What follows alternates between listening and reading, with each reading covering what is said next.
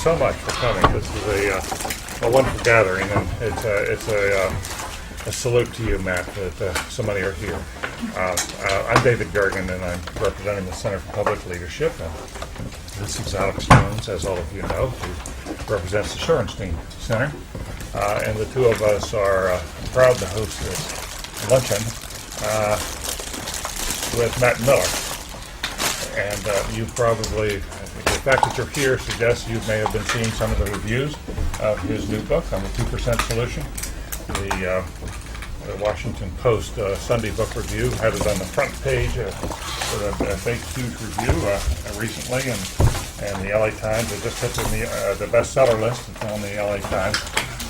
And is gaining growing attention elsewhere. The New York Times is about to publish a review. We'll have to wait and see what it says, but the other reviews have been highly flattering, and it's a huge breakthrough, I must tell you, for a policy wonk with the first book in a serious book to break through like this. Stunning. It is. It's a very pleasing development.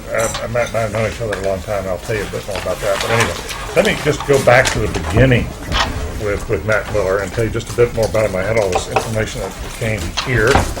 Born in New York City and raised in New York and in Greenwich. BA magna cum laude from Brown, and then a law degree from Columbia Law School in '86, where he was on the law review. He went on there to work, and it's a little unclear, Matt, where you went directly after law review. You went to work for a national chain of women's clothing stores. That must have been a fairly brief. Your marketing program. Does that account for your attire? Or is That's right. No, it was women's clothing. That's right. Women's clothing. Well, I can. And then he went on to work for McKinsey. And worked for McKinsey from '89 to '91, and in '91 won a White House fellowship, which began a real change in his life pattern. From his White House fellowship, he went on to work at OMB as in a leading management job there, and became a major figure in the Clinton administration at OMB. And he was senior advisor, the director of Office of Management and Budget from '93 to '95. Since then, he has done so many things it would be hard to read them all, but I can just tell you, it was through Jody Greenstone, who was my partner and deputy in the Clinton administration, who is now Mrs. Matt Miller, that we became friends. And I've had a chance to visit them in their home on a bluff overlooking the ocean and the Pacific just outside LA. It's a wonderful place. And that Matt has launched a career as a public intellectual. And it's been a fascinating transition to see someone going from OMB into this role of public intellectual with a newspaper columnist now in 50 cities and 50 newspapers around the country. NPR with the Morning Edition doing commentaries there, frequently on television as a commentator. I think that there was a time when you were paired up with one Arianna Huffington. Was that not right? I've done a radio show for 7 years with her, but when we started the show, she was the right on the show. It's called Left, Right, and Center. She was the right when we started the show. That was the joke in L.A. after she evolved over about 18 months from Newt Gingrich to Warren Beatty.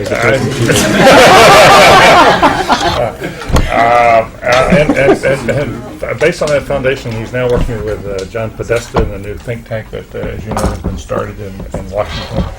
Plus, he's launched this book on the 2% Solution, and this is something Matt has been, if you've been reading his columns over the years, you've read him in Times, you've read him in U.S. News and elsewhere, you know he's one of the few people in public life today who takes policy seriously and wants to write about policy and talk about policy and get us to focus on it. And often we get people who are say who's ahead, who's behind, who write in the media. But this is someone who really wants to get down to the innards and understand them and try to explain them. And now that he's acquiring a national audience, it's really interesting for us at the Kennedy School to think about how someone who can take policy seriously and turn it into something that really can gain a national audience. So Matt, we're delighted that you're here. Tell us about your book. And at some point, I'd like to ask you about how your advice to students who are interested in communicating in this realm. But let's go into the substance first. Alex, you have anything you want? No. David said he wanted to introduce, we were of course jockeying, here. David is an old friend of mine, but I want to only say that I admire and I read your columns. I've not read your book yet, but I have certainly read about it. I look forward to it, and I certainly welcome you here as well. Thank you very much, and thank you, David, for that generous introduction. You confessed not my secret, but that Jody and I were a White House romance before White House romance got a bad name. That's what I tell you. This is all pre-Monica. And I'm thrilled to be here at the Kennedy School because I guess, is it mostly students who are here, Kennedy School? Even fellow students, fellow interested students. people. This is obviously one of the kinds of audiences and constituencies that I most want to reach with these ideas, trying to reframe the debate somewhat, because the debate has been, in my view, dysfunctional in lots of ways in the last decade. It's funny. The whole notion of a 2% solution, and the idea of talking about solutions, and then having what some have said is the recklessness or the craziness to actually talk about solutions that would fix America's problems in ways liberals and conservatives can love, is a little countercultural, to say the least, given the current kind of crossfire and sort of the typical propaganda war and partisanship that goes on. And I'm not immune from partisan impulses, and I wear a partisan hat a lot. And when we get into the Q&A, I hope we can talk about how you actually reconcile wearing a partisan hat and wanting your side to be the ones to have power with trying to figure out sustainable changes to our public and social commitments that, in my view, have to be done by votes of 70 to 30, not 51 to 49, which is why I've crafted the book and the approach in the way that I have. So what I'd like to do first, just to set the tone, this is trying to bring liberals and conservatives together, is just mention my favorite quote from Ambrose Bierce on this matter, who wrote something called the Devil's Dictionary, that I'm sure you're all familiar with. He defined a conservative as a statesman who is enamored of existing evils.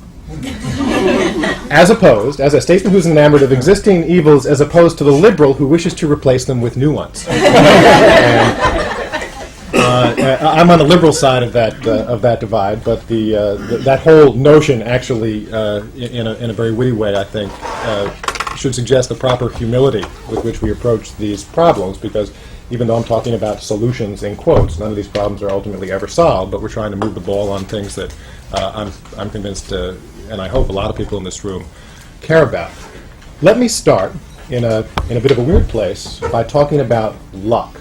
And when I say luck, I'm talking about the pre-birth lottery, the kind of thing that John Rawls talked about, the late, great political philosopher based right here.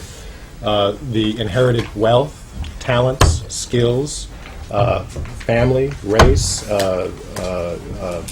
health or lack of it, all these things that we come into the world with based totally on what womb we happen to come out of, and for which we can neither take credit nor be blamed. I believe, under the influence of Rawls, I guess, that this luck, which I'm calling luck, has an enormous impact on where we end up in life. And that if we took luck seriously, and this is actually the argument in the affirmative section of my book, it would help reorient public debate around the kinds of commitments we ought to have on domestic policy as a nation. Now, to get a feel for a group, I always like to ask this question, and I'll tell you in a second what Milton Friedman said to this question and what Bill Bennett said about luck. And by the way, this is, if you follow the news, obviously, you know that Bennett later had another run-in with luck that we can talk about separately. But I talked to him about luck in a different context before the recent unpleasantness.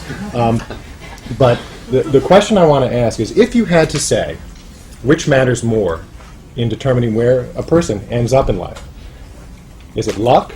Which, I mean, the whole bucket of things I'm calling the pre-birth lottery, the inherited health, wealth, talent, skills, etc., or lack thereof, the education that comes with that, because your early experience in life is determined totally by the family you happen to be born into, and whether you're in Boston or Baghdad. Luck, or, on the other hand, personal initiative, hard work, individual effort, character. Now, obviously, that's a cardboard choice. In every life, it's a blend of both. We acknowledge that. But if you had to say which one matters most in terms of where people end up in life, by a show of hands, how many people would say luck? How many people would say hard work, individual initiative, personal effort? Don't be shy. It's okay. I'm not making a case against hard work. I believe in hard work. So it's a luck-filled room. It's a pretty big suite for luck with some strong, committed, hard workers. I understand that. Now, this would suggest, based on the poll that I actually commissioned for the book, that this is a largely Democratic crowd. People who identify themselves as Democrats tend to believe that luck accounts for more of where you end up in life.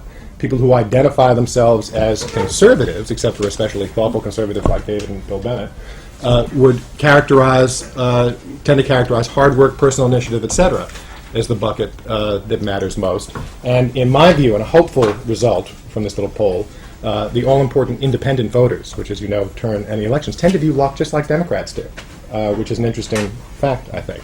Now, why am I talking about luck and starting here? You'll recall that Rawls urged us to think about the pervasive influence of luck in life and asked us to imagine if we were in some original position before we were born, but still able to think, obviously. So this is a thought experiment. When we were in a situation when we did not know what position in the world we would occupy, where we would be born, what kind of family, what health, wealth, etc., all those things I've mentioned, that was the right place, behind what he called famously the veil of ignorance, to decide what rules of the game, what rules by which we organize society, would be something that everyone would agree on as fair. And what he said, and which I've been strongly influenced by, is that it would drive us to two fundamental commitments: a serious commitment to equal opportunity and a serious commitment to a minimally decent life for citizens of a wealthy nation like the United States. Those two things. Now, in a kind of journey that I've been on writing this book and researching this book the last few years, I've been a kind of shuttle diplomat between the left and the right, trying to put pragmatic flesh on ways to get serious about just those commitments: equal opportunity and a minimally decent life for citizens of a wealthy nation like the United States. And so I've been talking with, and you'll hear the voices in the book if you look at it, of everyone from Bush cabinet members to the Milton Friedmans and Bill Bennett's to Milton Friedman, by the way, who's had, let me put a footnote on, Milton Friedman's had a very complicated relationship with luck, which I actually spend a whole chapter talking about how we can actually reconcile Milton Friedman and John Rawls. This is a group that would probably appreciate, might appreciate that. What Friedman did, interestingly, this is in 1952 when he was 40, not a global figure of any renown, but he has always been sort of nagged by luck as he thought about his own thoughts on political economy. And he wrote a paper in 1952 called Chance, Choice, and the Distribution of Income, where he tried to prove mathematically that the distribution of income that we observe in society is not as influenced by luck as we might intuit. So that he said, for example, our tastes and preferences and choices have as much influence. So if you choose, for example, to bask in the sun, instead of going to the Kennedy School and then getting a job at some public policy think tank, you will earn less. The sun basker will earn less than the person who chooses to go to the Kennedy School and get a job. He's right. Milton Friedman's right. And he sort of teases out from examples like that this whole mathematical theory that shows that luck is not as important in the distribution of income as we presume. Now, why was Milton Friedman at age 40 at such great pains to prove that luck isn't that important? He doesn't say so in that early paper, but I think the answer is obvious. If you're a free market economist, you cannot let luck in the door this way, because if luck is as important in where people end up, as we intuit, as many of us intuit, and certainly in this room, then the next thing you think is society probably ought to do something to ameliorate some of the burdens of bad luck. And if you are a conservative free market economist, if you let luck in the door that way, you're on the slippery slope to serfdom. And so Friedman has always had this very complicated relationship with luck that we then tease out later. I talked to him when he was, we spent about 90 minutes in his wonderful, he has a wraparound view in San Francisco, which proves, if nothing else, that if you practice free market economics for long enough, you get a really nice apartment in San Francisco. Clearly also not totally free market, because it was clearly some zoning variance. He's got the one building that, sort of does up 30 stories in this otherwise low-rise area. But anyway, through voices like that, through conversations with the Bush cabinet, through Democratic consultants and presidential contenders whose voices are on the book, I had a very interesting dinner with James Carville in Washington, where after about 45 minutes at this restaurant that he owns in town, of me giving him the whole spiel that you'll hear in a minute on the 2% solution. He says, this is great, all this money for the working poor, which is what most of this is about. And I can't do a good Southern accent, but he then says, but you need to make it a 3% solution because healthcare always costs more than you think. Which was a very substantive, analytical remark from people shouldn't poo-poo political consultants. So it's been an interesting journey, and a journey that has also revealed these astonishing facts, which I try and include when David talks about trying to make some of these issues accessible. Some facts are so astounding I could not memorize them, and so I actually had to make a little laminated card of them. This is the uninsured, which we just saw news about the other day, right? The uninsured today, the number of uninsured, are equal to the combined populations of Oklahoma, Connecticut, Iowa, Mississippi, Kansas, Arkansas, Utah, Nevada, you have to picture the map, New Mexico, West Virginia, Nebraska, Idaho, Maine, New Hampshire, Hawaii, Rhode Island, Montana, Delaware, North Dakota, South Dakota, Alaska, Vermont, and Wyoming. Now, does anybody think that if we had, if it's 24 states, if we segregated the uninsured and put them in 24 states, I mean virtually half of the union, for those mathematically inclined, that we would ignore that problem, but because they're sort of blended in among the rest of us, maybe some people in this room are uninsured, we're the only advanced nation that lets this go on. So, kind of crazy facts. And facts, by the way, there's a whole press angle to the book that I hope will interest folks at the Shorenstein Center and others who are interested in the role of the press, because the press is so important to all of this. And in fact, the Columbia Journalism Review is excerpting in its November issue, doing a big excerpt on the whole press section of the book that I'll talk about a little more later, because I have a very concrete proposal for Len Downey at the Washington Post and Bill Keller at the New York Times about what they should do with page 1, which they very graciously engaged on. But when I talked to Len Downey about things like this, just to give you a preview of it, and said, what about the uninsured? Couldn't you guys do more to give more attention to the uninsured? How about having, just even the number of uninsured more often on page 1? And he goes, well, the uninsured are a part of every story we do on health coverage. It's that backdrop to everything we do. And I wouldn't put it on page 1. That's a news judgment, unless there was some reason to do that. And I was saying, how often has it been on page 1? He goes, well, I don't know, but that's a matter of our news judgment, and I'm not going to do it just because you want it on page 1. And so, which is a reasonable point of view. But then I went and looked how often the uninsured had actually, just a fact of 40 million or so uninsured, had been on page 1 between George Bush's inauguration and September 10th, 2001, which was my cutoff for obvious reasons. And just the fact of the 40 million uninsured was never on page 1. During that period, it was inside about 12 times. Now, during that same period, the Gary Condit Chandra Levy story in the Washington Post had 187 pieces, I think, numbers in the book, including 15 front-page pieces on it. Now, obviously, no fair-minded person would look at those two stories and say they're of equal importance to the Republic, but just gives you some sense of where the discussion is, or where the press is, in terms of, for reasons that they have, that you have to be empathetic toward, they feel constrained today in terms of where things are. So I've been searching through this kind of process over the last few years for a package that might begin to reframe the debate about these basic commitments that taking luck seriously would move us toward. And this 2% solution is where I've come out. So I'm hoping to persuade you that this is the kind of direction public life should go in. And here's the pitch. Suppose I told you that for 2 cents on the national dollar, we could have a country where every American had health coverage, every full-time worker earned a living wage, every poor child had a great teacher in a fixed-up school, and politicians didn't need to spend so much time groveling to wealthy donors.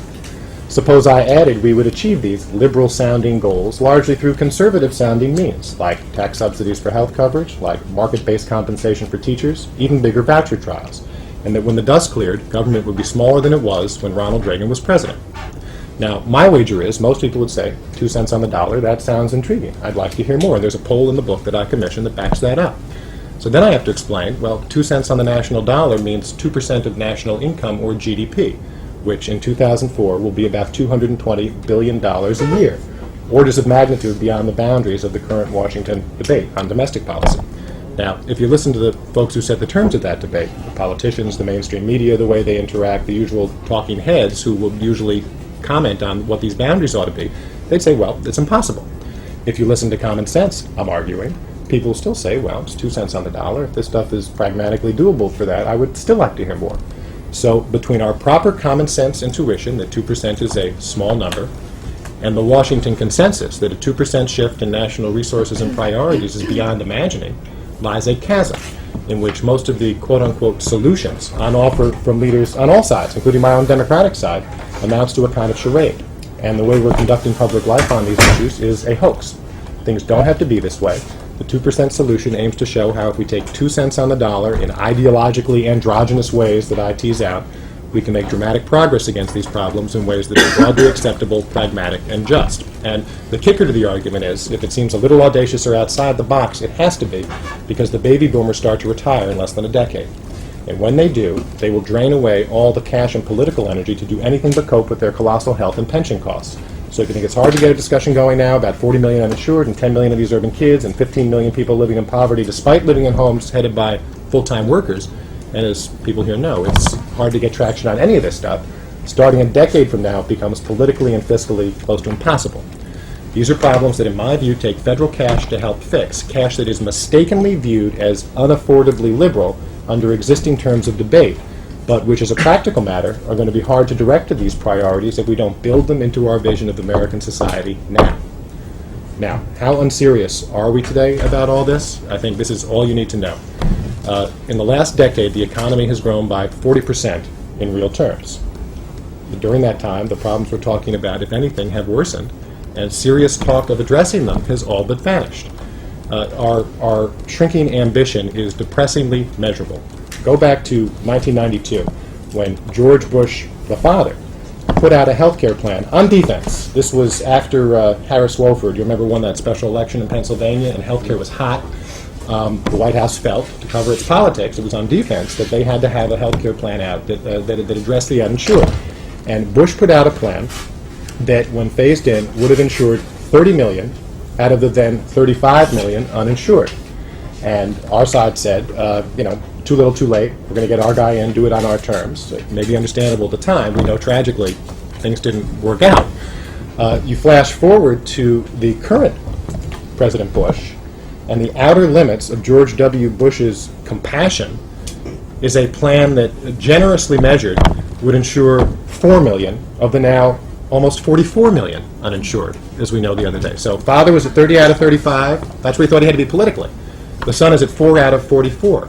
Meanwhile, no serious contender, there's 10 contenders, but no serious contender, in my view, for the Democratic nomination would stand behind Richard Nixon's combined plans, you can call it Pat Moynihan's combined plans, because he was advising him, for universal health coverage and a minimum family income, because Nixon's plan from the early 1970s is way too liberal for the mainstream Democratic Party today. Now, you look at these facts and you say, I say, what happened to our political will to address the problems facing ordinary Americans? And I think the short answer is simple.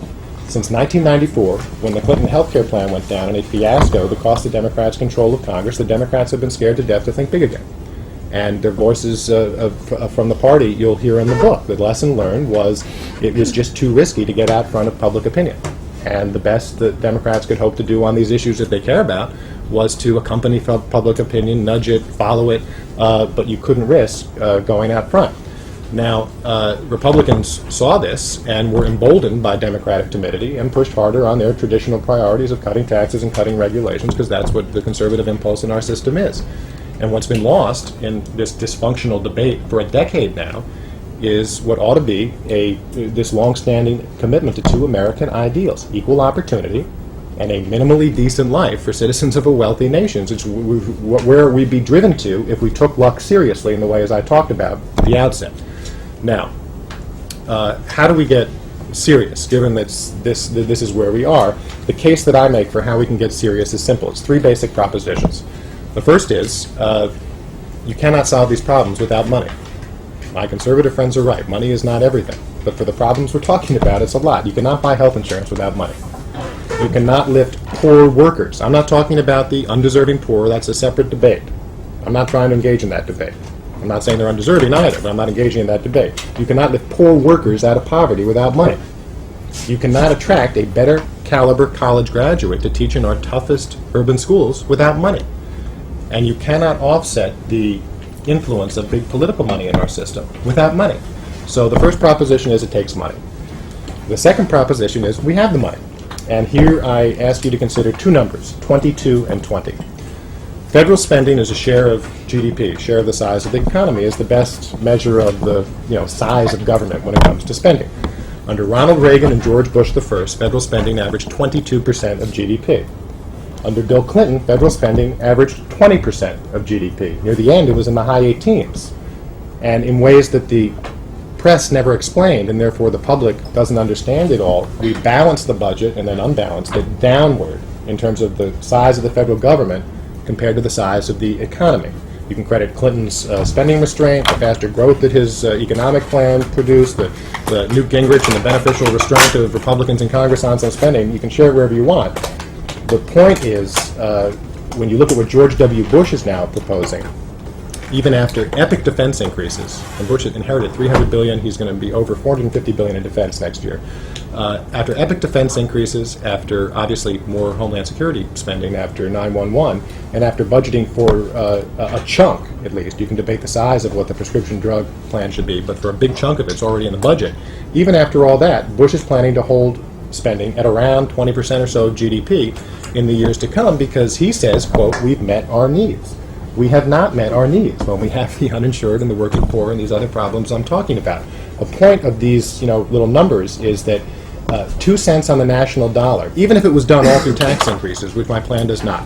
It's half repeals of Bush tax cuts, half tax increases, and half spending cuts and reallocations, because I'm trying to have a funding plan that Ted Kennedy and Mitch Daniels can look at and say he's honoring my values.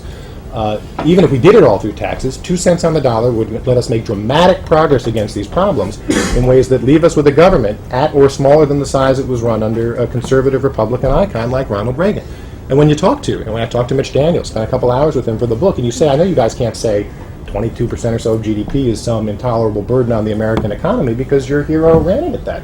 And they privately, of course, they acknowledge that because you can't say otherwise. So it takes money. We have the money. The last proposition is there is a deal to be made.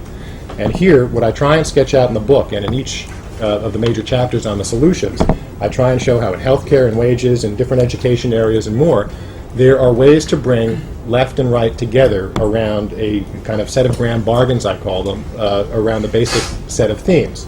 The left has to be open to more market-friendly approaches to these problems, as opposed to just extending traditional government programs. But in exchange, the right has to be willing to pony up the money equal to the size of the problem. You can't have George W. Bush can't have a plan for 4 million uninsured when there's 44 million uninsured. Now, the good news is these kind of deals are possible. And I try and show various of our leaders in the unnatural act of being away from the TV lights and actually trying to work their ways toward the contours of a deal on these things. The bad news is that our political parties, our two major parties, are organized around ideologies and interest groups that, in my view, systematically ban the expression of a common sense blend of liberal and conservative ideas. And so the result is what I call a solutions gap in public life, where we know, if you're like me, you yell at the TV because you hear the flim-flam coming from both sides, and how many education presidents do we need to have while the schools, especially for poor kids, get worse, and the same thing on healthcare and elsewhere. People know that what they're hearing is not serious about the problems, and it creates this cycle of disillusionment where voters check out and become increasingly cynical, and it's hard to blame citizens because what else is an intelligent response when it is clear that neither party has a political strategy, a strategy for winning and acquiring power that actually includes solving our biggest domestic problems? That's a problem. So, the way I suggest that we can get serious about this is to come at our problems in a bit of a different way. Usually our leaders, and for reasons that, again, you have to empathize with, because you can't change anything in the system by trying to caricature politicians, for example. This is not an anti-politician book. I like politicians. I think you wouldn't be at the Kennedy School if you didn't think politics was one of the most important ways you can actually contribute to society. It's indispensable.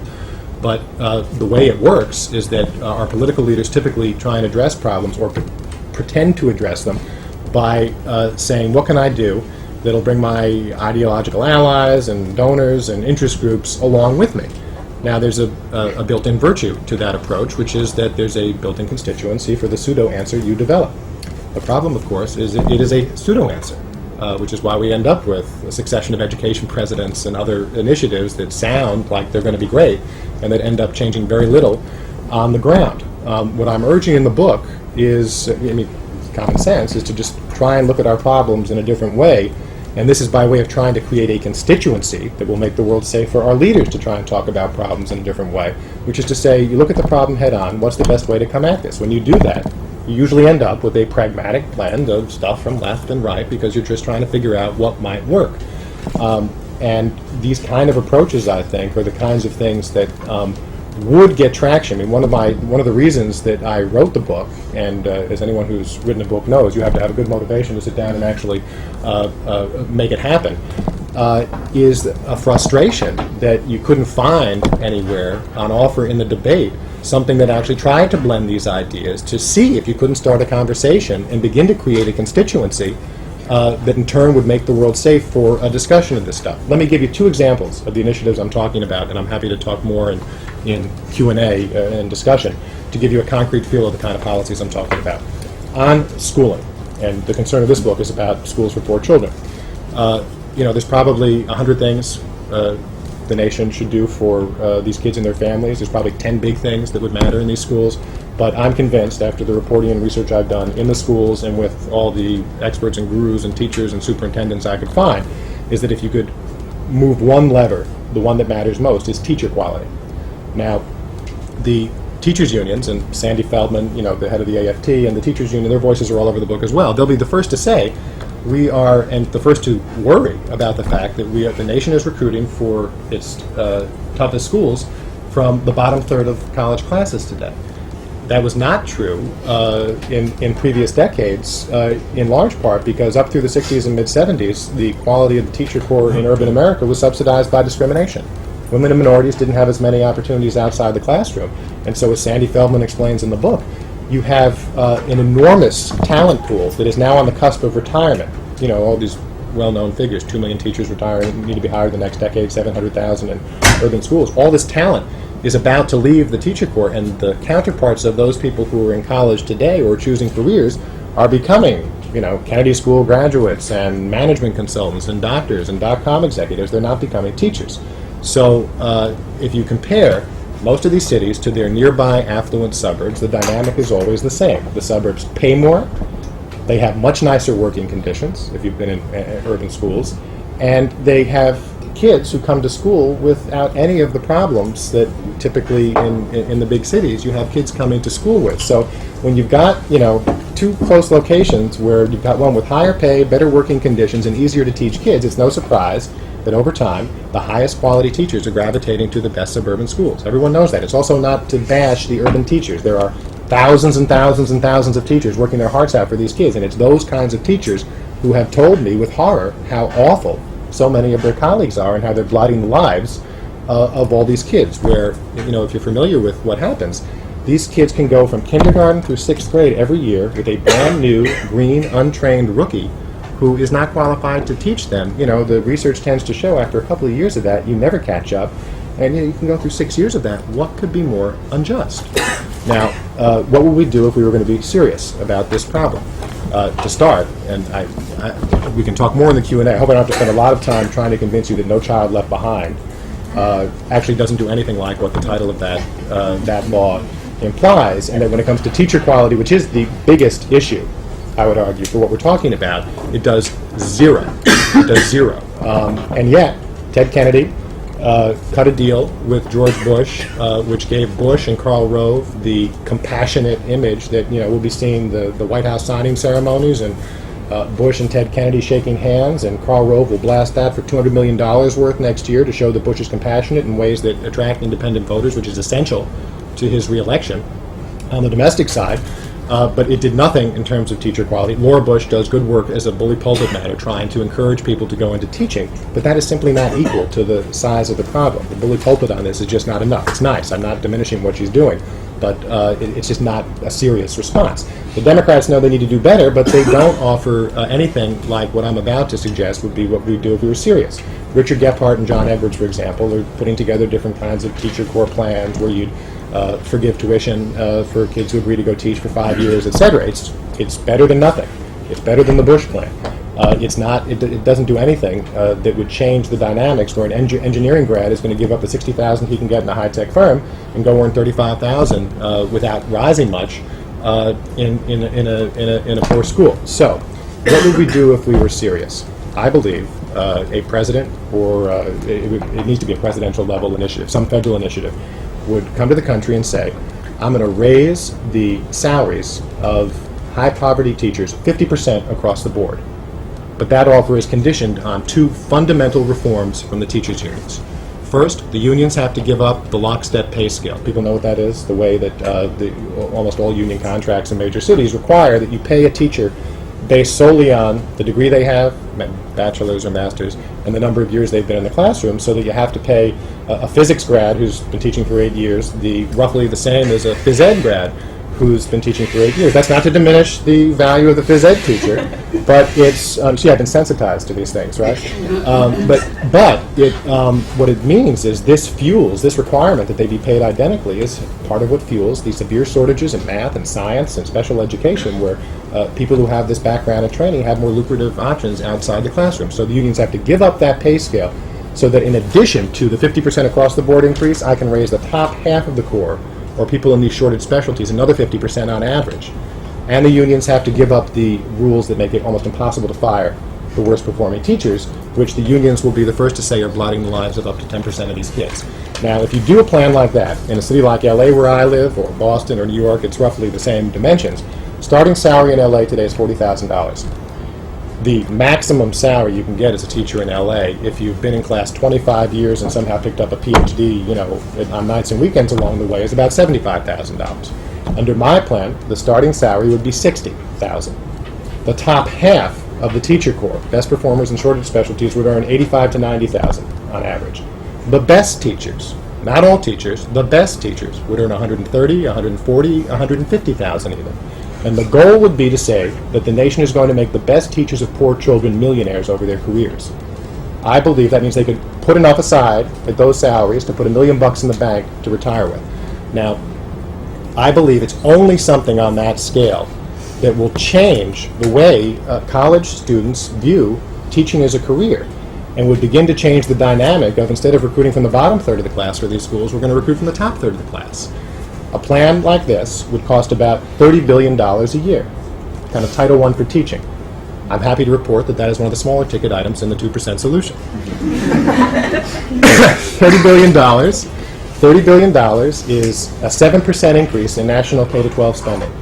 It would create, I submit to you, a 1,000% revolution in the way the career of teaching is viewed by young people choosing their career, which is the lever we have to face. So that gives you a feel of, I'm asking the left to give up the teachers' unions, as you know, the most powerful, arguably the most powerful interest group in the Democratic Party, that sends more delegates to the convention, the Democratic nominating convention, than the state of California, where I live, if you look at all the teachers' union delegates.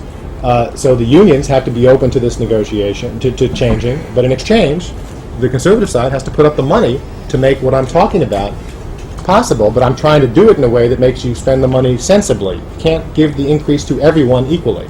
That's not a good use of scarce resources, as a Kennedy School analyst would say. So that gives you a feel for that, and in that, as in other areas, I'll do healthcare briefly, and then try and move toward discussion shortly, but it's in that chapter, I shop this idea among the superintendents like Roy Romer and Alan Burson and Arnie Duncan in Chicago and Harold Levy, the former New York guy. The teachers' unions are in there. Checker Finn, if you know, the conservative education reformer, to try and show, Rod Page, to try and show what the contours of a negotiation would need to sound like and why there's reason to think you could make a deal like this. The reason that I think it comes out promising is that most of these so-called performance pay initiatives, anyone who looks at education stuff here, they've been pilots around the country, Denver, Cincinnati, they've largely failed, but the reason is there are these tiny little things that are $1,000 or $2,000 a year.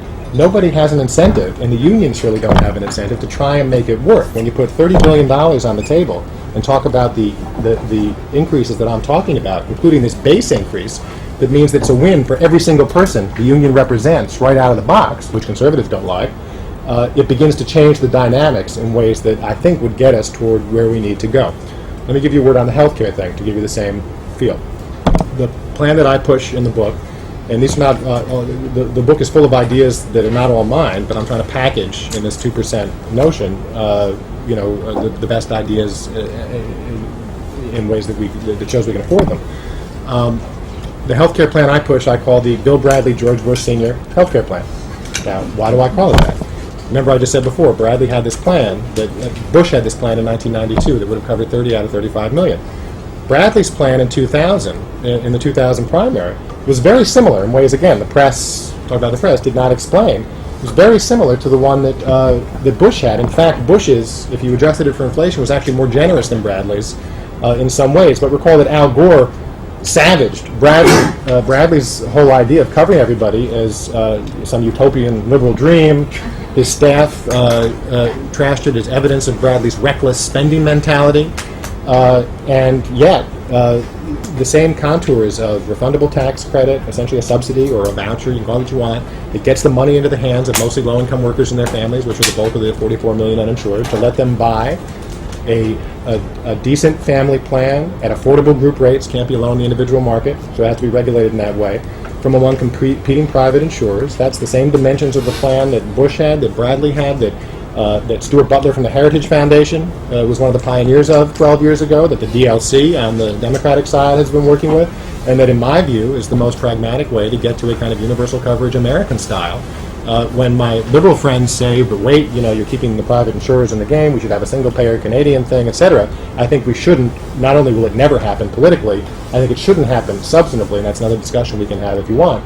But when my more liberal friends say, well, wait a minute, you're going to, with these private insurers, you're going to have 10, 20% lost off the top to HMO salaries and CEO salaries and their marketing and administrative expenses. I tell my liberal friends, look at it as a jobs program and you'll learn to love it.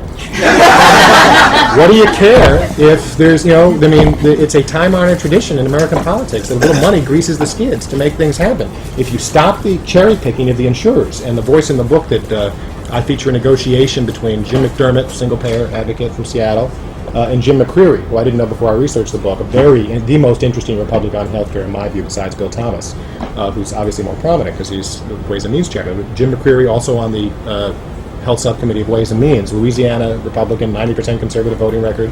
McDermott's 90% liberal, showing them how they can get their arms around a deal.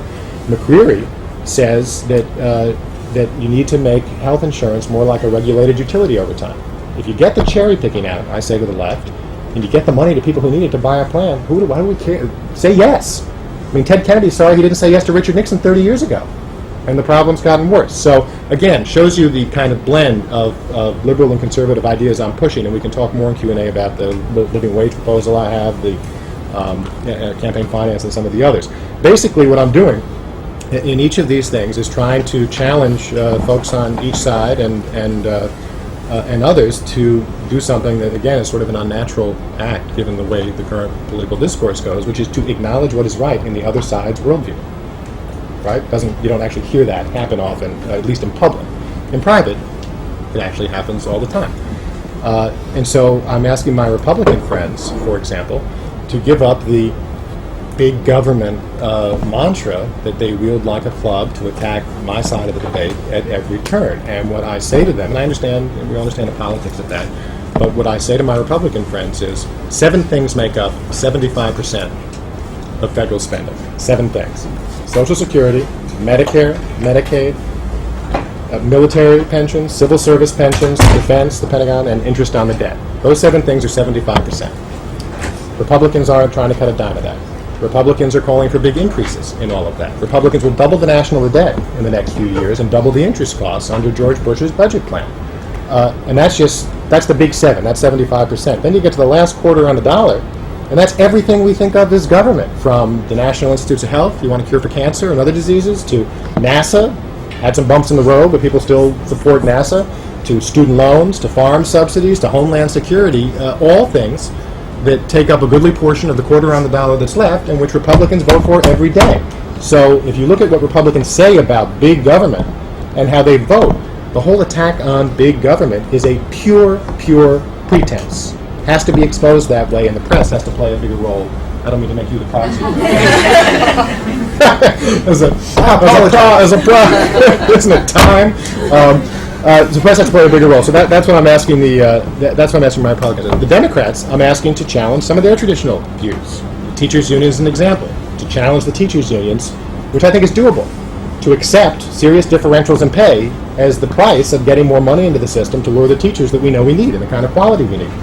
I'm also asking the left, and this is a harder sell, to realize that it's liberals that need to take the lead on slowing the growth of healthcare costs and old age entitlements that are going to gobble up the federal budget once the boomers start to retire in just a few years. What I tell my liberal friends is that a decade from now, the enemy of the left is not the heirs to Newt Gingrich. A decade from now, the enemy of the left is Medicare. Because every dollar that goes to Medicare that it's not needed for quality care, and remember, we're at 14% of GDP, every other advanced nation is at 9% of GDP on health care. They cover everybody. We have 44 million out. We don't have demonstrably better health outcomes, so radical inefficiency in the health sector. Every dollar that goes to Medicare that's not needed for quality care is a dollar we cannot spend on a poor child. And that's what the budget trade-offs are going to sound like in a decade. And it's the left, therefore, that has to take the lead. The left resists everything. They want a demagogue. You're seeing a whole intramural debate now among the Democrats because Gephardt wants to get traction against Dean and call him like Newt Gingrich. And they pilot the internal demagoguery on Medicare and Social Security that then they'll roll out against Bush next time, which I think is not only it would be forgivable if it were effective, but it's ineffective, and it's also disastrous on policy because if liberals don't lead, liberals are the ones who want money, government money, for other purposes. Grover Norquist will be thrilled if Medicare and Social Security gobble up the budget and there's no money left for anything else and it's just a giant ATM machine. That's the federal government. Conservatives win then. And that's actually the direction it's going to go because it's all going to be on autopilot starting a decade from now. So it's the left that has to lead on that. And that's Bob Kuttner was not receptive to that argument when we did a think tank thing on this in Washington the other day. So it's going to be a debate. I'm asking the press to think differently about its role. And should I take 2 seconds on the press thing now? Here's my diagnosis of the press. The conservatives are always conservatives are always saying, the press is liberal, the press is liberal, the press is liberal. And in my view, based on personal experience, I think they're right. If you ask me, based on my personal experience, most national reporters at the major outlets lean left. But I don't think that's interesting. What's interesting is, if the press is so liberal, why has the political center of gravity in the country gone so far to the right in the last 2 decades? And the answer is that the coverage of our most influential national outlets is determined not by ideology, but by stenography. And let me explain what I mean by that, because some of my friends in the press, I'll use may take offense to that. I don't mean it as a pejorative, I mean it totally descriptively. News on the kind of public policy issues we're talking about is defined by what public officials say and do. And therefore, the 50-yard line in American politics is the middle of the mainstream Republican position and the mainstream Democratic position. The 50-yard line is in the middle because these views are faithfully reflected, and these boundaries are not challenged by the way the major outlets report the news. So, before 1994, Democrat Clinton is talking about universal health coverage and more money for the working poor, the ITC, et cetera, et cetera, et cetera. And the left is here, right is here, the 50-yard line's here. After 94, the Democrats go like this. They're scared. The Republicans look at that and say, wow, we can go over here. Let's eliminate the death tax. Let's eliminate the dividend tax. Let's cut even more marginal tax rates. And the 50-yard line went to here. All filtered through the same liberal press, accurately reflecting the polls of the debate. So, at the same time, and I was trying to think, what could I propose as a press innovation that would help raise public awareness and maybe make the world safe for some of the more adult political conversations we need. I was faced with some dilemma because when I was, and maybe other people have had this experience, when I was in business and then when I was in government, I used to always, cry to myself, how come the Washington Post isn't doing more about the uninsured, or how come the New York Times don't do more about the working poor? But the truth is, every good outlet can point to the 2-part series they did 13 months ago on That Working Poor Fellow and the 3-part series they did 9 months ago on the uninsured. And if there is not news on these issues, no candidate making dramatic plans, no new initiative from a senator, no million-man march, they can't write a 3-part series every month on the front page of what I or anyone wants them to do. And so the struggle I had, or the challenge I was trying to answer wasn't there some way nonetheless, when neither party finds it convenient to talk about things, and the SNL crisis was a classic example, if you're old enough to remember that, where that was bubbling for years, no one talked about the whole presidential campaign, not a peep, and then it was the first thing Bush did, to his credit, George Bush, the father, after the election, and it sort of sprang like a bolt from the blue because there hadn't been a word about it from either side of the campaign because they were both in cahoots and didn't want to talk about it. Shouldn't there be ways that the most influential national media outlets, and that for me is page 1 of the Washington Post and the New York Times, because they play a unique role in our political culture. They set the agenda for the whole electronic media, for the coverage you get everywhere from the Boston Globe, the LA Times, etc. And shouldn't there be some way that they could regularize attention to these issues that are important, even though there is not news on them? Because what is important doesn't change every day, whereas the news does. And we want them to give us the news, the 7 most important things that happen every day on page 1. David will remember I had a long interest in this because when I was at U.S. News, I did a piece on how the New York Times puts page 1 together that I remember you edited skillfully at the end. But it's somewhat of a crisis, I think, at that time. And so when I went, and the whole chapter in the book that's on this sort of idea I have is hooked around a long interview with Len Downey, the editor of the Washington Post. And where I begin the conversation with these editors first is just to ask them how they put together page 1. How do they decide? And generally, what they would describe is there's hard news, bomb goes off in Baghdad, president makes a State of the Union address, obviously page 1 story. There's the offbeat yarn that kind of writes itself on the page 1, like that kind of thing Rick Bragg might have done when he was at the New York Times, on a Louisiana gumbo story or something with a good picture that they have in color now, but to merchandise the page. But beyond those things, there is often a discretionary hole where the editors have sent off their talented reporters for months of work, their investigative journalists, their explanatory journalists, etc., where they're exercising what Len Downey and the others will say is an exercise of power to put on the front page something that they've exercised their discretion to bring attention to an issue they think is important. David K. Johnston does a series on how the IRS is, New York Times series on how the IRS audits the working poor more than the rich.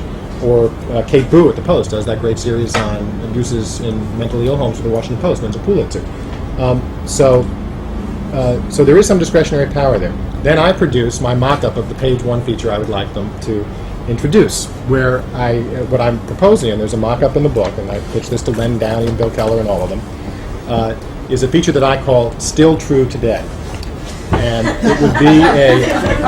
it would be a tiny 2 lines, kind of a ticker tape, 2-line ticker tape at the bottom of the front page, 2% of the front page, where they would put the facts of on a set of issues that would be repeated repeatedly.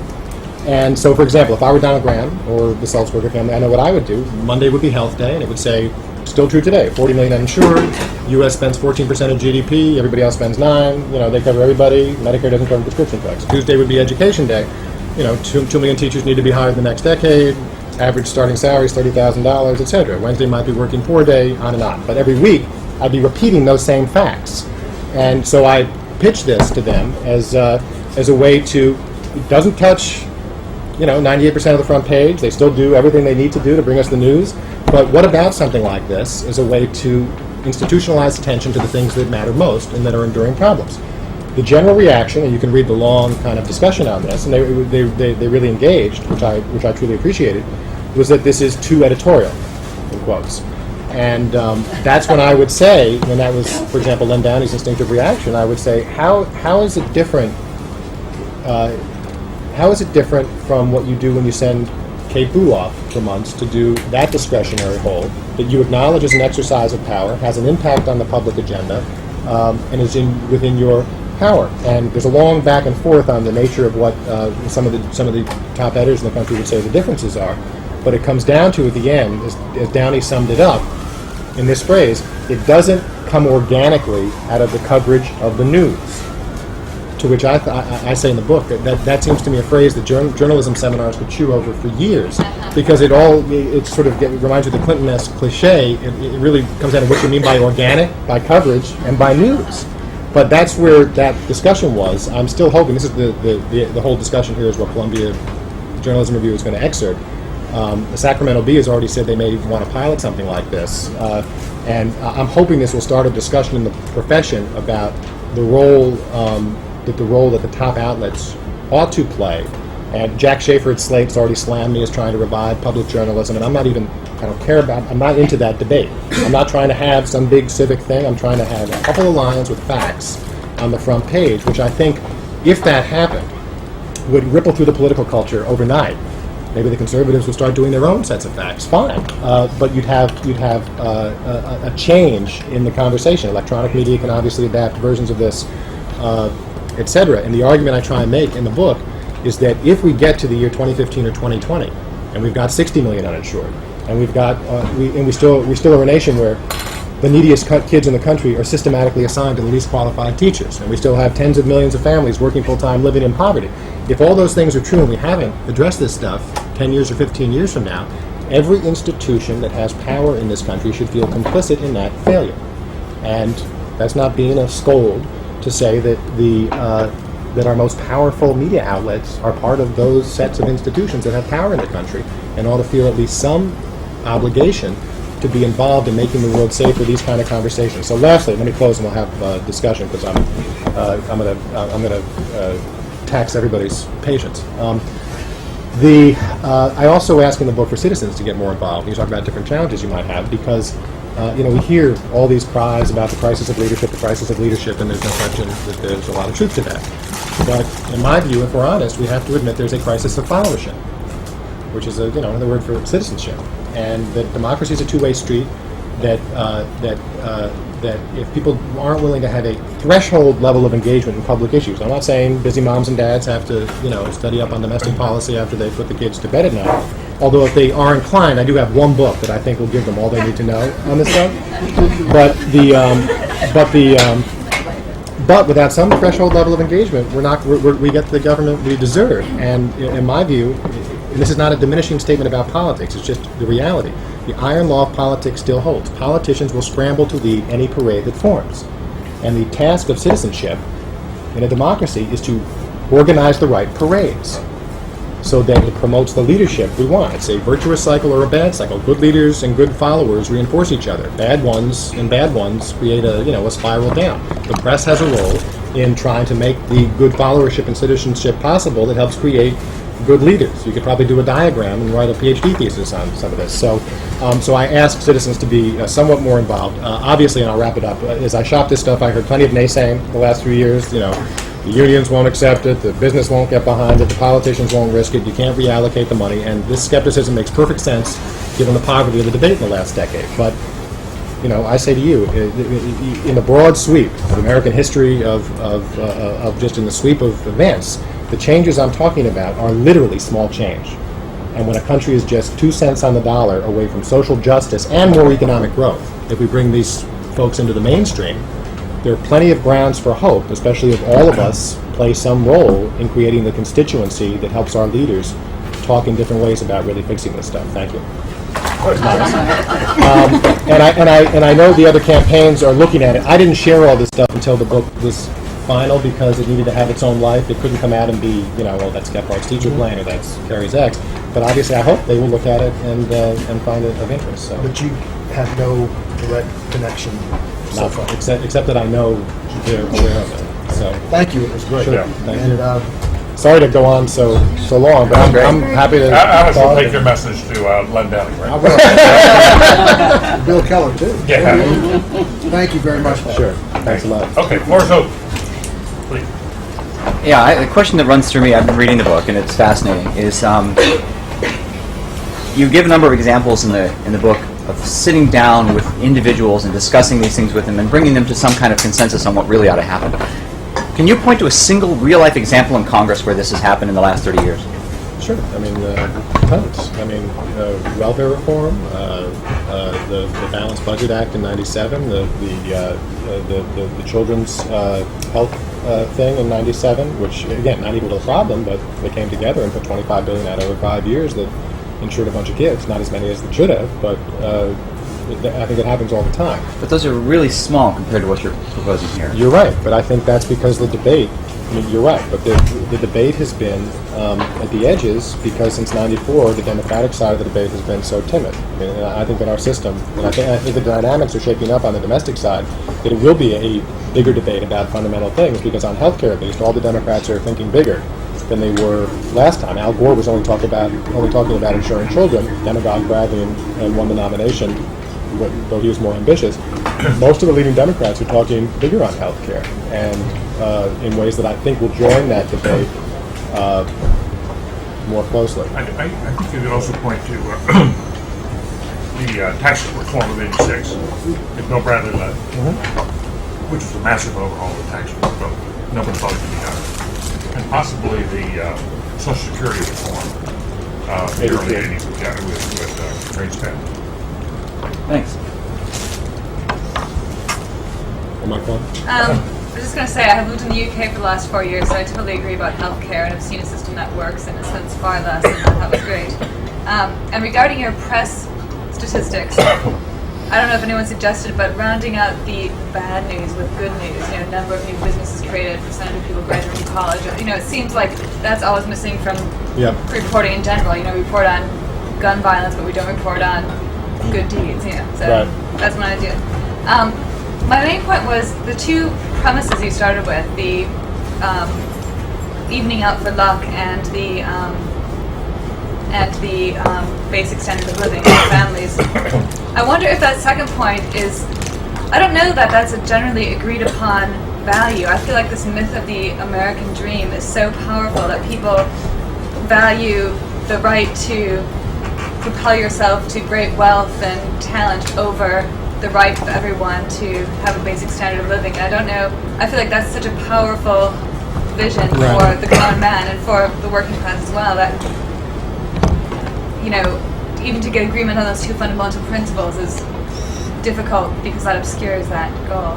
I guess I don't, a couple quick thoughts, I guess I don't see them as incompatible. I don't want to take away the American dream of vaulting as high as your skills and ambition and luck and et cetera can take you. But at the same time, we already have a rough consensus on lots of things. I mean, we have Medicaid. I mean, the uninsured are sort of an anomaly. They're the working poor. The people, if you're too poor, if you're poor enough, you get Medicaid. And otherwise, you get it from an employer, mostly. If you're old, you get it from Medicare. And so there's this anomaly where we've kept 44 million people out of the system.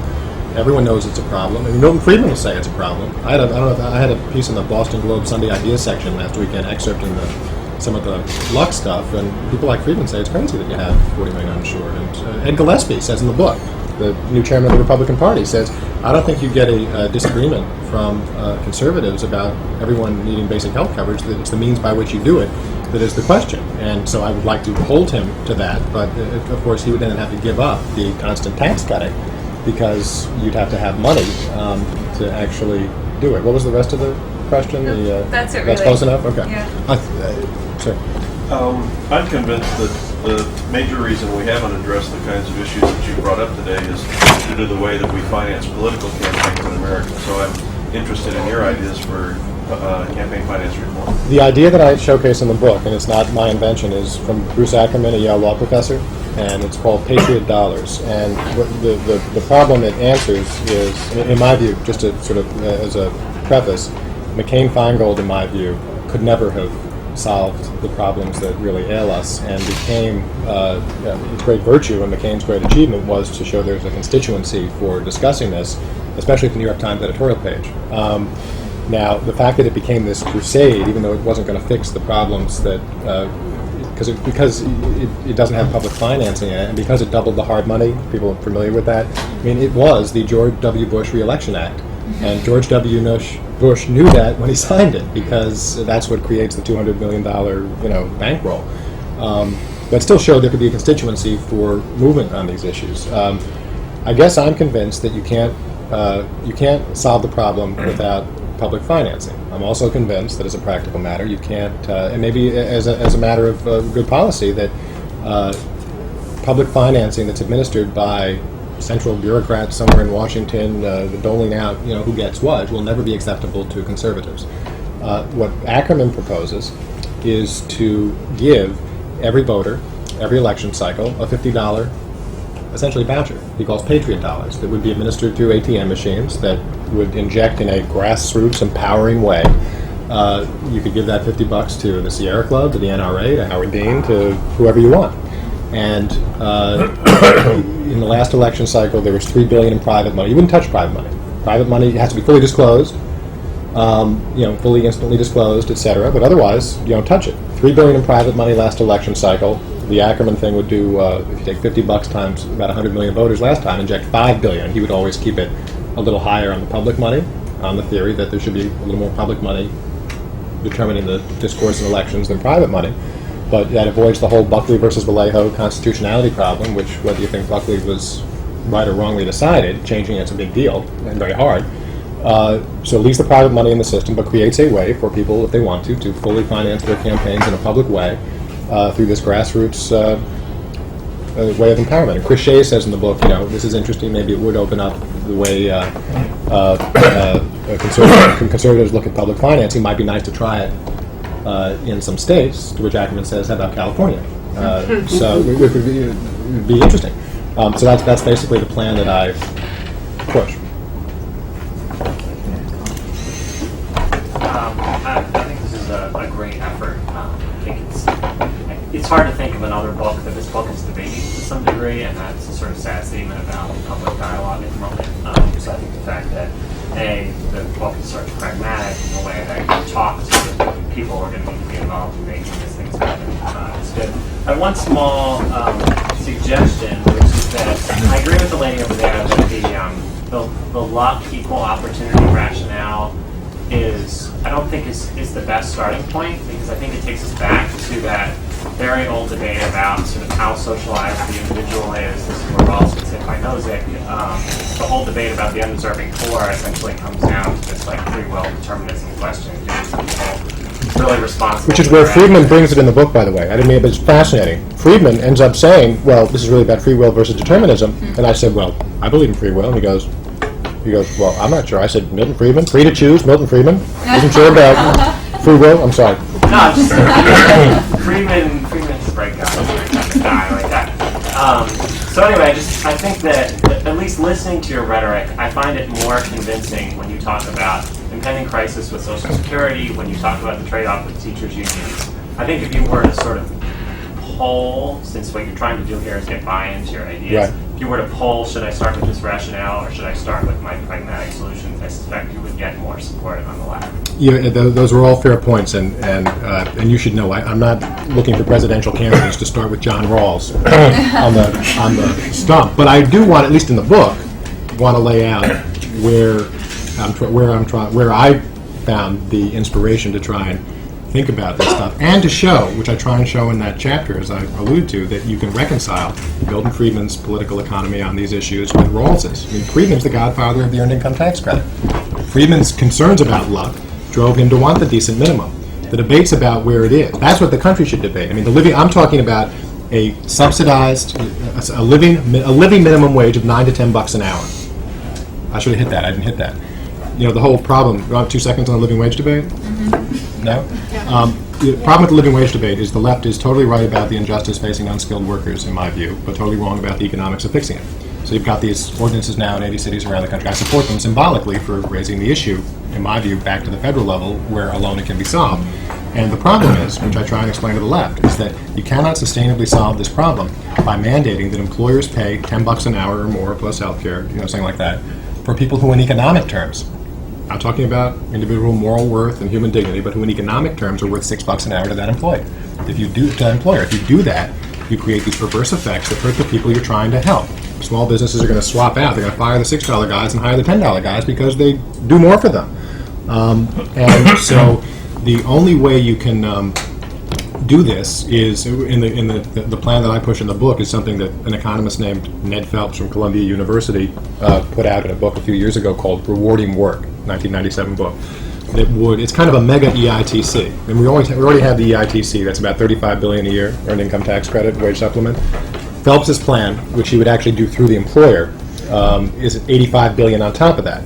Now, when I shop that to the various folks in politics in the debate, a senior Bush economic advisor in the White House said, "Oh, if we were serious, we would do something like Phelps's plan." But of course, it's $85 billion. We can't do that. Well, that's less than a penny on my 2 cents on the dollar. So the whole 2% idea is try to, again, package things so that you're saying you can show it's not a revolution. It's this. Sorry, that was a living wage detour. I want to go to other people who haven't talked to it. Sure. How is, being practical, how is your plan going to be affected by this whole Iraq situation? I mean, isn't that going to make the politicians very, very hesitant about spending any movement? This plan won't get enacted in the next year. There's no question. The Iraq thing will not last more than a couple of years. And I think on the long-term basis, that is not something that would cause a problem with doing something like this. Whatever you think of the war.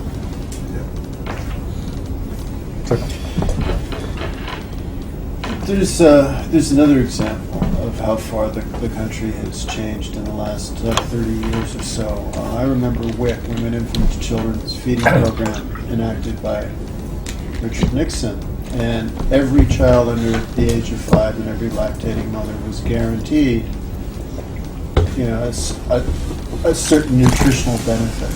They were guaranteed food. And we started means testing that within the Reagan administration, and it keeps on being pared down. And I don't think it's possible within this political climate to do that again, because right now we hate children and will continue to hate children for the reasons that you've talked about, because people my age and older are going to be wanting all the bennies. The other thing is that because of the political situation, I've been thinking about rereading Dwight Eisenhower's favorite book, Eric Hoffer's The True Believer. So we have a political climate in which there are only true believers. There can only be true believers. And I'm wondering, within that political climate, how are you looking at extra-political, non-political means? And you talked a little bit about the media, but talk about other extra-political and non-political means to bring your ideas to the floor, to form a constituency, perhaps through the private sector, public-private partnerships, something like that. Because I think that's necessary in order to break this deadlock.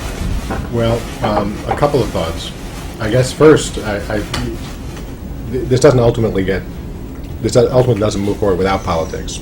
And the other sort of variant on the question you asked that I get often asked from Democratic groups is, I did a policy salon in Washington the other night with Rosa DeLauro and her husband Stan Greenberg, who have a thing with about 15 Democratic House members. Boy, you've never met a more depressed group than House Democrats in the minority.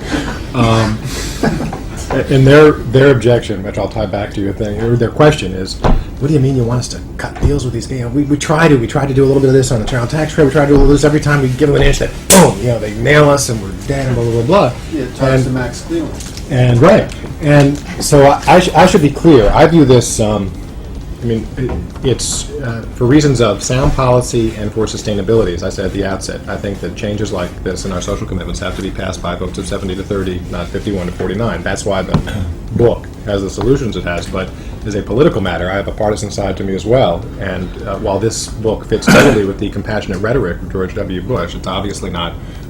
He's had a few years and he's shown zero interest in actually trying to make good on some of the stuff. So you can think of the book in that sense as the magnanimous terms of surrender that would be imposed by a triumphant Democrat who cleans Bush's clock in 2004.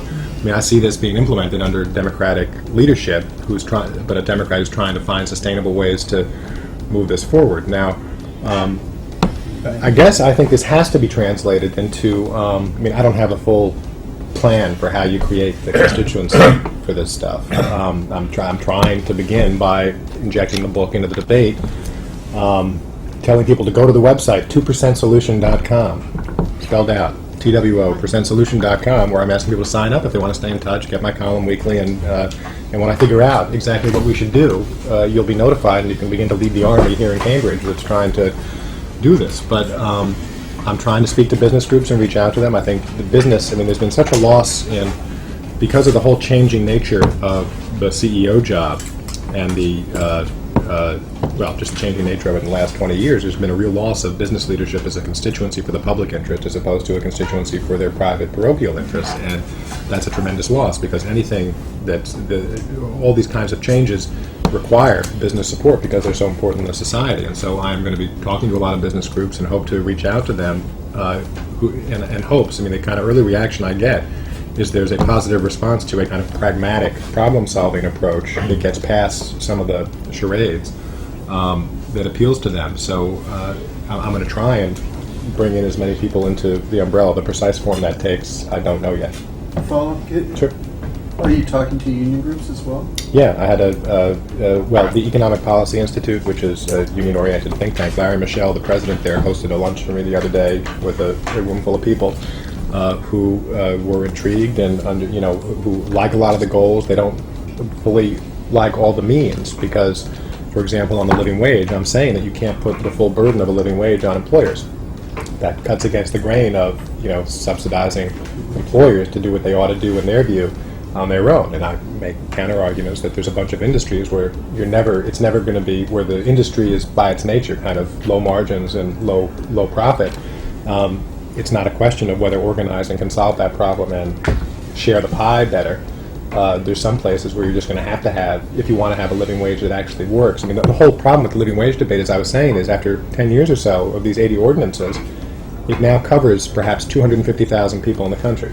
There are 25 million people at near poverty level wages. So if we wanted to, again, get serious, it has to be at the federal level supplementing that. One comment on one sort of question, going back to originally your point about sort of starting with luck. Perhaps another way to start is to sort of frame it in the context of competing values in America. One being the strong value of freedom, and then the other very strong value of equality. Mm-hmm. And I think that the political spectrum can be sort of seen along that orientation as well. And rather than sort of being so divided on it, trying to have a paradigm shift where we see them as complementary values and that we value both equality and freedom. And that can complement the luck sort of argument as well. Mm-hmm. And then the question, I guess, is I'm very much interested in all the things you had to say. With all due respect, you can't do it alone. I know that. And sort of run this crusade. And so I'm interested in the kind of institutions that you see as being very, conducive to this message. And also with regard to the parties, I think that they're ultimately, because of the bipolarity of the situation, that they're inevitably going to be driven to their extremes. And you may have, sort of exceptions that you guys listed, welfare and balanced budget. But overall, in sort of a consistent basis, this kind of sort of almost revolutionary public policy shift is going to be very difficult. And I'm interested in what your thoughts on, sort of boldly, a third party of the Senate that is able to negotiate these kind of compromises that the Reform Party could have done, but failed to do, and more historically, the Bull Moose Party or Progressive Party. Couple thoughts. I guess and this is all tentative because I don't know the full answer, but early thoughts on this. I think the Perot in '92 played a tremendous role in proving the constituency existed to care about the deficit, and it changed what Clinton did when he got into office. And I do think I think it's Richard Hofstadter's line that third parties, what is it? The function of third parties is to sting like a bee and then die. But that's a very vital contribution because it changes the nature of the debate and then injects the ideas that get co-opted, which I think is inevitable. Now, would there be a third party that would want to pursue stuff like this? I don't know. I'd like to see another Perot-ish figure start talking about the deficit again, because what Bush has done is so reckless. Would there be, it'd be great if there was a third-party movement of the working poor, but that is proven, people a lot smarter than I have tried to figure out how to organize the people who would benefit from these kind of policies, and it hasn't worked very well. So in some sense, John McCain's political advisor, Rick Davis, who I talked to in the book, said that this is not something, this kind of agenda is not something that's going to be a grassroots up like the civil rights movement. Something like this will actually have to be embraced by elites of one kind or another. Politicians who want to come together, the business community that wants to say, we have a bunch of human capital outside the mainstream that we need to bring in ways that my guess is have to be, and it has to end up somehow in the parties we have now. So in terms of specific institutions, I don't know the full answer. A 2% club on the Kennedy School campus would be a start, but I don't know beyond that yet. I'm open to ideas. It's 1:30. Why don't we have one more question? A comment and a question. First, I think there's one other change in the media since the 80s when David was in the White House and I was on Capitol Hill, and that is the press that we dealt with then really got into the policy of the issues as opposed to just the process that was going on. And I think what's happened is we now engage in sound bites from the two extremes. So when you're dealing with the media, I'd like to see you push for more Robert Payers of the world. I think he may be the only remaining reporter from that period who still has a beat that is focused on policy, Medicare. I will do that. I think you're right. Did you have a question? Well, that was the... Good. Okay, well, we finished right 1:30. I don't know if you want to stay and talk to people. I think, but I can tell you, it's for a school where people are running hither and thither. Have to make 14 other things. This is a remarkably faithful turnout that stayed till 1:30. Others have to go off to class. But all of us are deeply appreciative of you coming, and we wish you well. And 2%solutions.com, is that where it is? 2%solution.com. Initiative, personal effort. Don't be shy. It's okay. I'm not making a case against hard work. I believe in hard work. This is not a. So it's a luck-filled room. It's a pretty big sweep for luck with some strong, committed, hard workers. I understand that. Now this would suggest, based on the poll that I actually commissioned for the book, that this is a largely Democratic crowd. People who identify themselves as Democrats tend to believe that luck accounts for more of where you end up in life. People who identify themselves as conservatives, except for especially thoughtful conservatives like David and Bill Bennett, would tend to characterize hard work, personal initiative, etc., as the bucket that matters most. And in my view, and a hopeful result from this little poll, the all-important independent voters, which, as you know, turn any elections, tend to view luck just like Democrats do, which is an interesting fact, I think. Now, why am I talking about luck and starting here? You'll recall that Rawls urged us to think about the pervasive influence of luck in life and asked us to imagine if we were in some original position before we were born, but still able to think, obviously. So this is a thought experiment. When we were in a situation when we did not know what position in the world we would occupy, where we would be born, what kind of family, what health, wealth, etc., all those things I've mentioned, that was the right place, behind what he called famously the veil of ignorance, to decide what rules of the game, what rules by which we organize society would be something that everyone would agree on as fair. And what he said, and which I've been strongly influenced by, is that it would drive us to two fundamental commitments: a serious commitment to equal opportunity and a serious commitment to a minimally decent life for citizens of a wealthy nation like the United States. Those two things. Now, in a kind of journey that I've been on writing this book and researching this book the last few years, I've been a kind of shuttle diplomat between the left and the right, trying to put pragmatic flesh on ways to get serious about just those commitments: equal opportunity and a minimally decent life for citizens of a wealthy nation like the United States. And so I've been talking with, and you'll hear the voices in the book if you look at it, of everyone from Bush cabinet members to the Milton Friedmans. And thank you so much for coming. This is a wonderful gathering, and it's a a salute to you, Matt, that so many are here. I'm David Gergen, and I'm representing the Center for Public Leadership. And this is Alex Jones, as all of you know, who represents the Shorenstein Center. And the two of us are proud to host this luncheon with Matt Miller. And you probably, the fact that you're here suggests you may have been seeing some of the reviews of his new book on the 2% Solution. The Washington Post Sunday Book Review had it on the front page for a big, huge review recently, and the LA Times has just hit the bestseller list. It's on the LA Times, and is gaining growing attention elsewhere. The New York Times is about to publish a review. We'll have to wait and see what it says, but the other reviews have been highly flattering, and it's a huge breakthrough, I must tell you, for a policy wonk with the first book and a serious book to break through like this. Stunning. It is. It's a very pleasing development. Matt and I have known each other a long time. I'll tell you a bit more about that. But anyway, let me just go back to the beginning with Matt Miller and tell you just a bit more about him. I had all this information that came here. Born in New York City and raised in New York and in Greenwich. BA magna cum laude from Brown, and then a law degree from Columbia Law School in '86, where he was on the law review. He went on there to work, and it's a little unclear, Matt, where you went directly after law review. You went to work for a national chain of women's clothing stores. That must have been a fairly brief. Your marketing project. Does that account for your attire? Or is that, That's right. No, it was actually it was women's clothing. That's right. Women's clothing. Well, I can.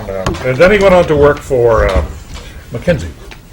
And worked for McKinsey from '89 to '91, and in '91 won a White House fellowship, which began a real change in his life pattern. From his White House fellowship, he went on to work at OMB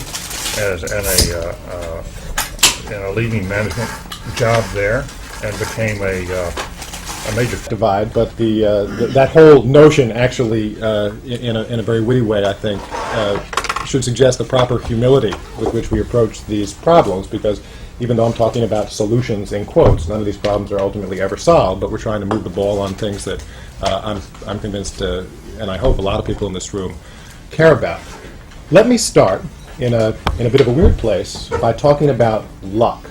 And when I say luck, I'm talking about the pre-birth lottery, the kind of thing that John Rawls talked about, the late great political philosopher based right here. The inherited wealth, talents, skills, family, race, health or lack of it, all these things that we come into the world with based totally on what womb we happen to come out of, and for which we can neither take credit nor be blamed. I believe, under the influence of Rawls, I guess, that this luck, which I'm calling luck, has an enormous impact on where we end up in life. And that if we took luck seriously, and this is actually the argument in the affirmative section of my book, it would help reorient public debate around the kinds of commitments we ought to have on domestic policy as a nation. Now, to get a feel for a group, I always like to ask this question, and I'll tell you in a second what Milton Friedman said to this question and what Bill Bennett said about luck. And by the way, this is, if you follow the news, obviously, you know that Bennett later had another run-in with luck that we can talk about separately. But I talked to him about luck in a different context before the recent unpleasantness. But the question I want to ask is, if you had to say which matters more in determining where a person ends up in life, is it luck? Which, I mean, the whole bucket of things I'm calling the pre-birth lottery, the inherited health, wealth, talent, skills, etc., or lack thereof, the education that comes with that, because, you know, your early experience in life is determined totally by the family you happen to be born into, and whether you're in Boston or Baghdad. Luck, or, on the other hand, personal initiative, hard work, individual effort, character. Now, obviously, that's a cardboard choice. In every life, it's a blend of both. We acknowledge that. But if you had to say which one matters most in terms of where people end up in life, by a show of hands, how many people would say luck? How many people would say hard work, individual initiative? No. David said he wanted to introduce, we were, of course, jockeying, here. David is an old friend of mine, but I want to only say that I admire and I read your columns. I've not read your book yet, but I have certainly read about it. I look forward to it, and I certainly welcome you here as well. Thank you very much, and thank you, David, for that generous introduction. You confessed not my secret, but that Jody and I were a White House romance before White House romance got a bad name. That's what I tell you. This is all pre-Monica. And I'm thrilled to be here at the Kennedy School because I guess, is it mostly students who are here, Kennedy School? Even fellow students, fellow interested students. people. I mean, this is obviously one of the kinds of audiences and constituencies that I most want to reach with these ideas, trying to reframe the debate somewhat, because the debate has been, in my view, dysfunctional in lots of ways in the last decade.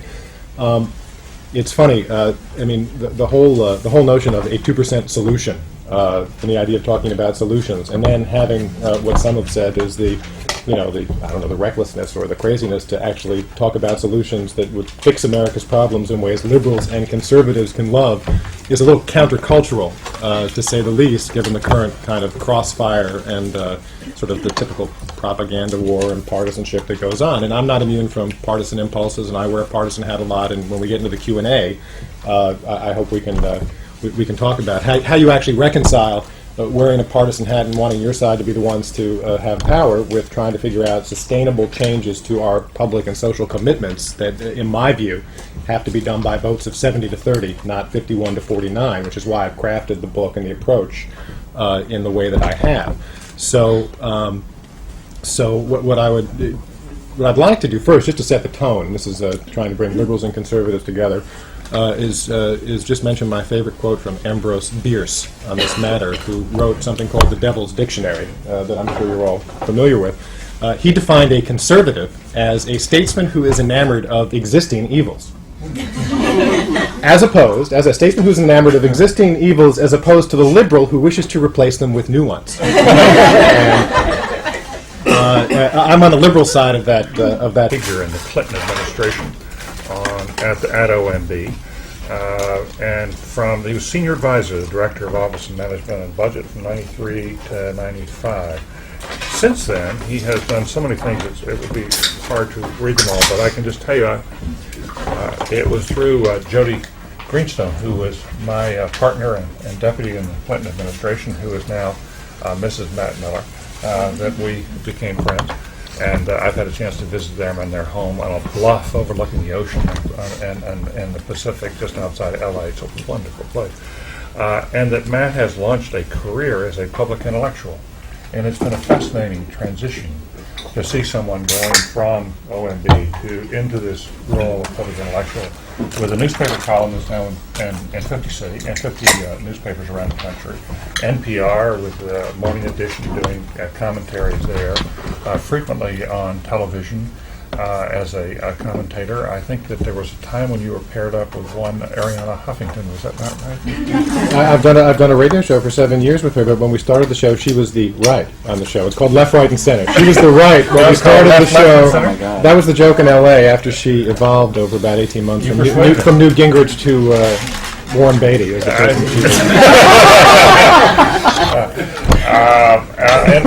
the and based on that foundation, he's now working with John Podesta in a new think tank that, as you know, has been started in Washington. Plus, he's launched this book on the 2% solution, and this is something Matt has been, if you've been reading his columns over the years, you've read him in Times, you've read him in U.S. News and elsewhere, you know he's one of the few people in public life today who takes policy seriously and wants to write about policy and talk about policy and get us to focus on it. And often we get people who are saying, who's ahead, who's behind, who write in the media. But this is someone who really wants to get down to the innards and understand them and try to explain them. And now that he's acquiring a national audience, it's really interesting for us at the Kennedy School to think about how someone who can take policy seriously and turn it into something that really can gain a national audience. So Matt, we're delighted that you're here. Tell us about your book. And at some point, I'd like to ask you about how your advice to students who are interested in communicating in this realm. But let's go into the substance first. Alex, you have